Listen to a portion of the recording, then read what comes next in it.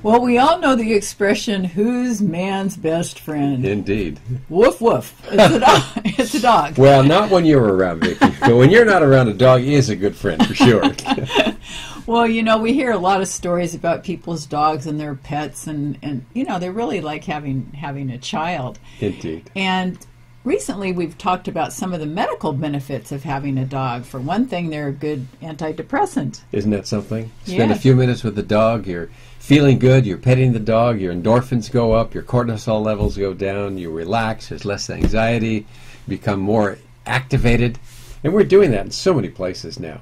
You know, too, and then there's stories that come out. There was one that just came out actually this morning about this boy that had some sort of a metabolic progressive disease, and he was only 4 years old. And his dad found this rescue dog that had been a police dog.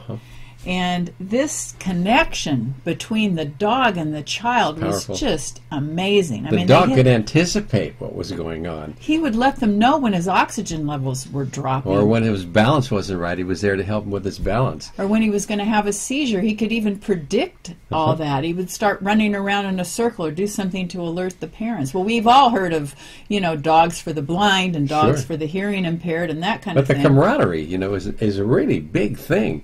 What is a 4 or 5 or 10-year-old child, or anybody for that matter, who's isolated, can't do much themselves, to have somebody really around, like a dog, to be with you and support you and love you? It's always going to love you. It's really...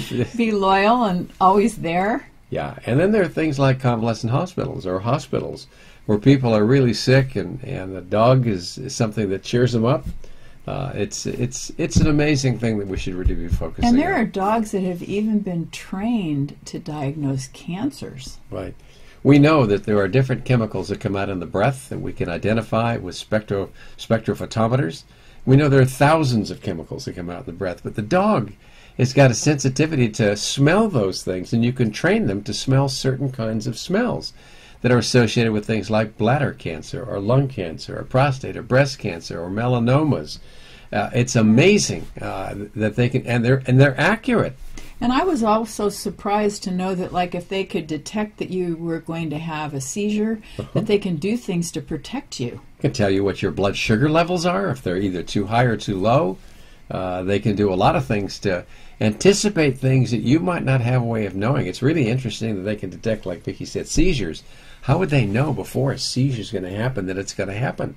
Well, It's you an know, they amazing call it that perception. sixth sense, I guess. Yeah. So when you're looking at dogs and what they can do, they even lower blood pressure. I mean, that's some. It shouldn't be too surprising, but it did Because me. it probably kind of goes along with the anxiety reduction. And right. So what's safer, you know, a dog or an antidepressant? or an antidepressant. Exactly.